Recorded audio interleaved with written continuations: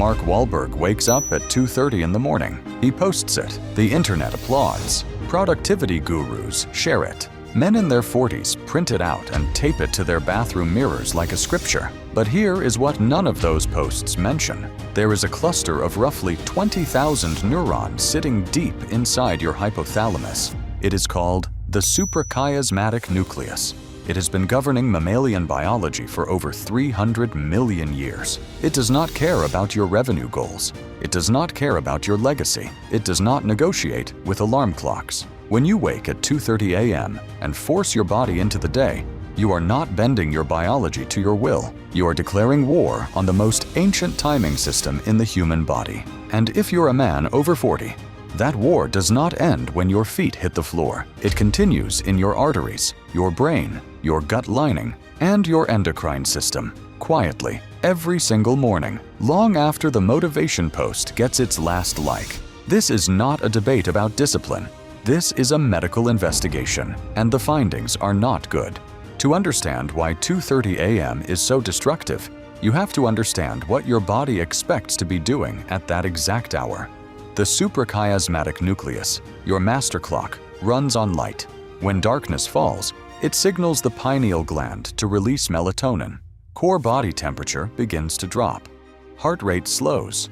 The body shifts resources away from digestion and physical output and redirects them entirely towards something far more important: repair.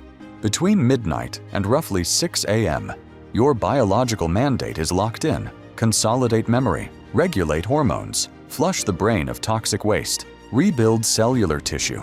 This is not optional maintenance.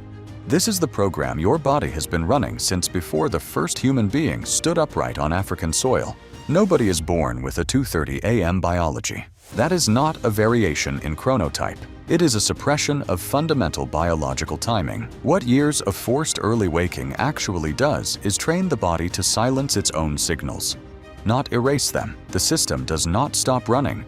It just stops being heard. And in physiology, silencing a system does not make it irrelevant.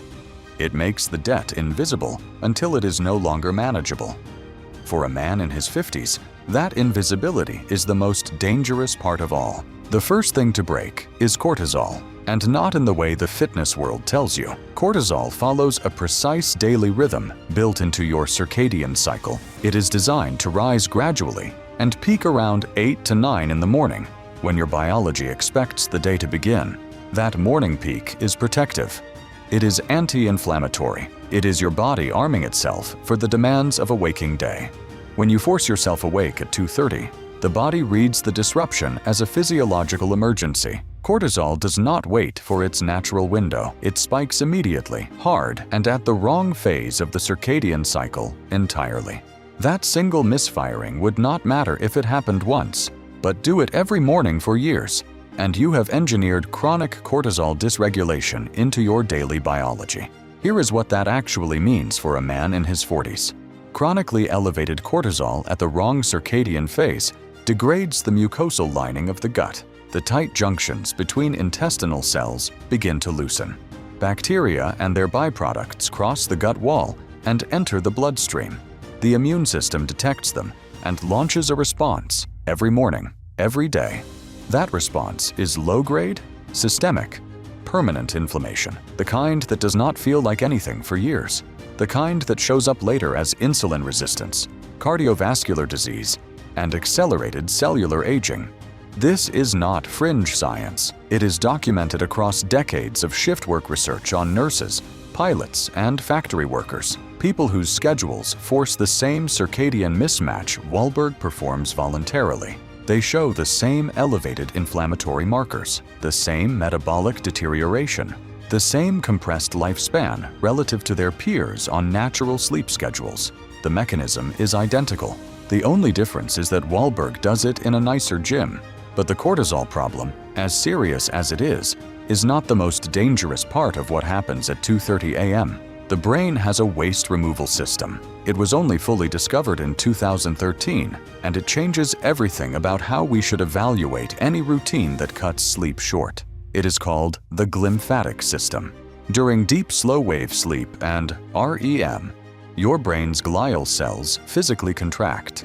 Cerebrospinal fluid floods the channels between them, moving through brain tissue like a pressure wash, clearing out the metabolic waste that accumulates during every waking hour. The primary target of that clearance is a protein called amyloid beta, the same protein that accumulates in the brains of Alzheimer's patients, the same protein that researchers now believe begins building up silently, years before a single cognitive symptom appears. The glymphatic system does not run on demand.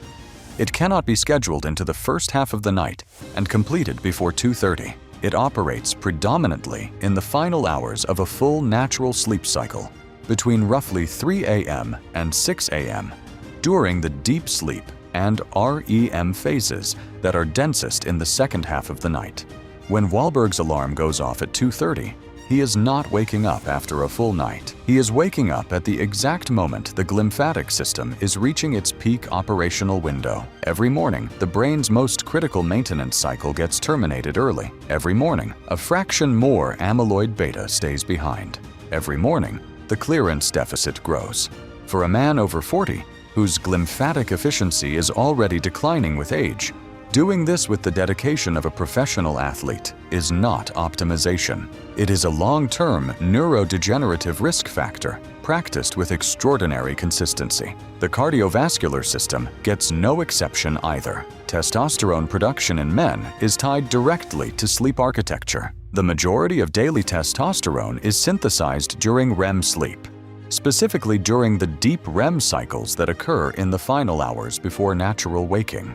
Research shows that even 1 week of sleeping fewer than 5 hours per night reduces testosterone levels by 10 to 15% in otherwise healthy young men.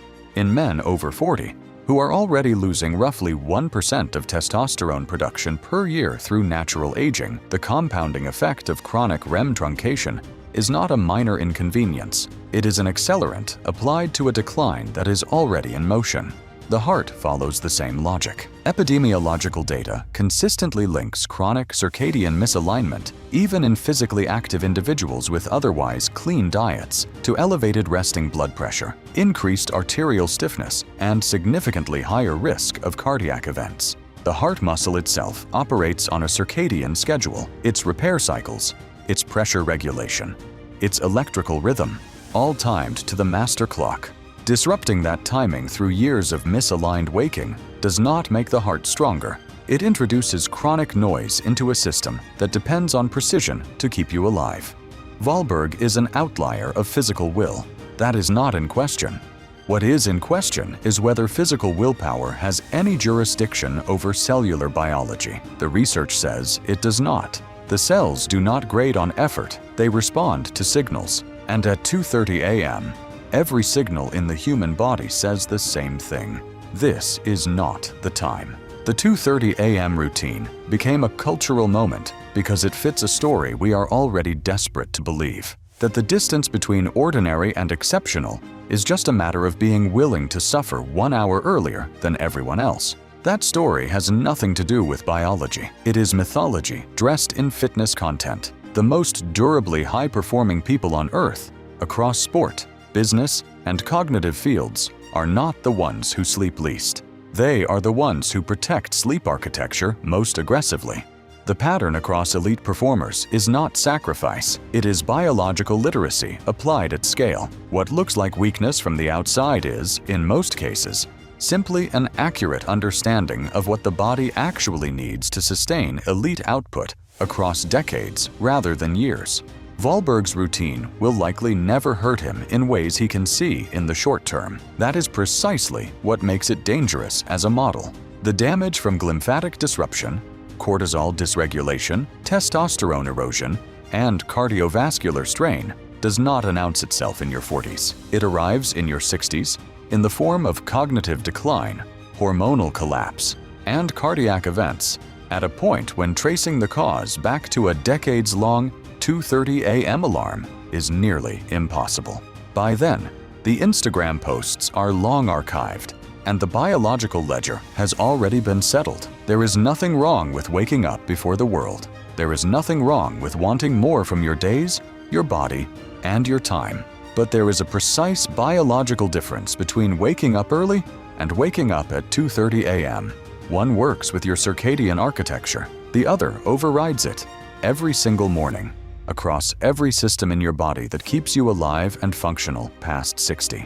The suprachiasmatic nucleus does not post content. It does not respond to willpower or personal branding. It runs on 300 million years of evolutionary programming, and it keeps a ledger that no amount of discipline can clear.